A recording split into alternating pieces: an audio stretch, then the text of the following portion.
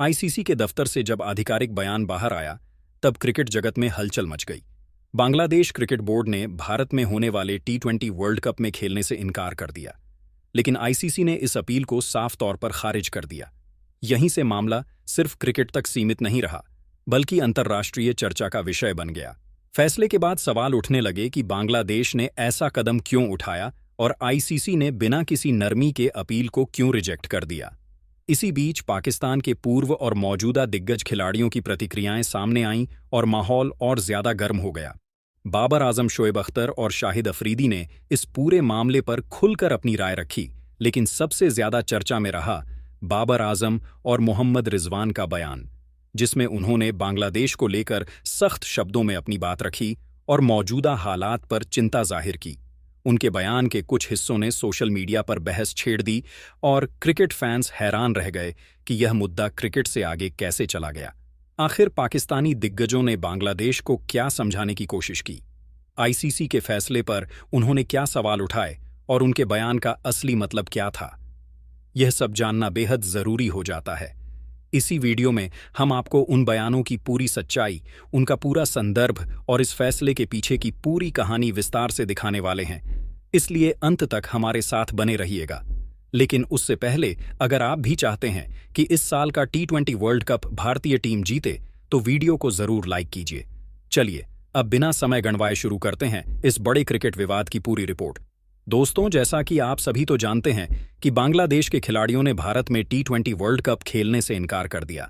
और दोस्तों, जब आईसीसी से बांग्लादेश क्रिकेट बोर्ड ने अपील करी, तो बांग्लादेश की इस अपील को आज यानी कि 7 जनवरी को आईसीसी ने रिजेक्ट कर दिया। जी हां दोस्तों, आईसीसी ने साफ संकेत दिया है, बांग्लादेश की टीम को अगर आप भारत में आकर नहीं खेल सकते तो आप टी20 वर्ल्ड कप में ही भाग मत लो। और दोस्तों, बांग्लादेश क्रिकेट बोर्ड को यह काफी बड़ा झटका लगा है। लेकिन दोस्तों, अब यह समझ में आ चुका है कि बांग्लादेश की अगर अकड़ निकालनी है तो उनके खिलाफ ऐसे ही एक्शन लेने पड़ेंगे। और दोस्तों, आईसीसी और बीसीसीआई ने कोई गलत कदम नहीं उठाया, क्योंकि जो बांग्लादेश में लगातार हिंदुओं के ऊपर अत्याचार हो रहा है, उस अत्याचार को झेलना अब हिंदुओं के बस की बात नहीं रही है। और दोस्तों, अगर वो अत्याचार कम करना है तो क्रिकेट में बड़ा झटका बांग्लादेश की इकोनॉमी को देना होगा। और दोस्तों, बांग्लादेश समझ जाएगा अगर भारत एक बार भी बांग्लादेश की टीम को बॉयकॉट करेगा तो। अब दोस्तों, यहां पर पाकिस्तानी दिग्गजों ने आखिर क्या कहा है भारत में जो बांग्लादेश की टीम खेलने के लिए नहीं आ रही है उसके ऊपर। तो दोस्तों, यहां पर पहला बड़ा बयान निकल कर आता है, वो है बाबर आजम का। वह कहते हैं कि बांग्लादेश की टीम ने तो फालतू में ही भारत की टीम से पंगे ले लिए हैं। मैं तो समझता हूं कि बांग्लादेश चाहे जितना भी जोर लगा ले, लेकिन उसको भारत में आकर खेलना ही पड़ेगा। हिंदुओं के ऊपर जो बांग्लादेश में अत्याचार किया जा रहा है, अब भारत उसको ज्यादा दिनों तक सहन नहीं कर पाएगा। तो दोस्तों, फिर अगला बयान निकल कर आता है, वो है मोहम्मद रिजवान का। वो कहते हैं कि बांग्लादेश की टीम ने बहुत गलत किया है भारत में टी20 वर्ल्ड कप खेलने से मना करके।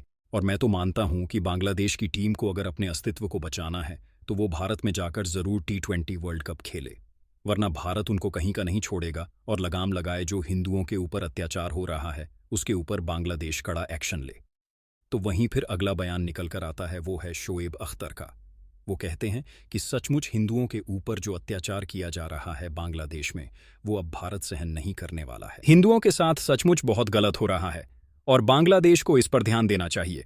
अगर ऐसे ही चलता रहा तो मैं तो समझता हूं कि भारत कहीं हमला ना कर दे बांग्लादेश के ऊपर, और जो बांग्लादेश इतना आगे बढ़ रहा है उसको नीचे गिरा दे।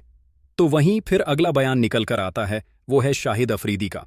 वो कहते हैं कि बांग्लादेश में जो हिंदुओं के ऊपर अत्याचार किया जा रहा है उसमें कितनी सच्चाई है ये तो मुझे नहीं पता, लेकिन जो भी हो रहा है वह गलत है। ये तुरंत रोकना चाहिए बांग्लादेश को और टी20 वर्ल्ड कप खेलने के लिए आना चाहिए, वरना हमारे जैसा ही हाल भारत बांग्लादेश क्रिकेट बोर्ड का भी कर देगा और फिर बांग्लादेश क्रिकेट बोर्ड भी इधर उधर घूमेगा अपने मैचेस को लेकर। तो दोस्तों, यहां पर पाकिस्तानी दिग्गजों ने तो बांग्लादेश को समझा दिया है, बाकी अब आप सभी क्या मानते हैं कि बांग्लादेश के ऊपर एक्शन होना चाहिए या फिर नहीं, और भारत में अनुमति देनी चाहिए इन्हें खेलने की? हमें कमेंट करके जरूर बताइएगा।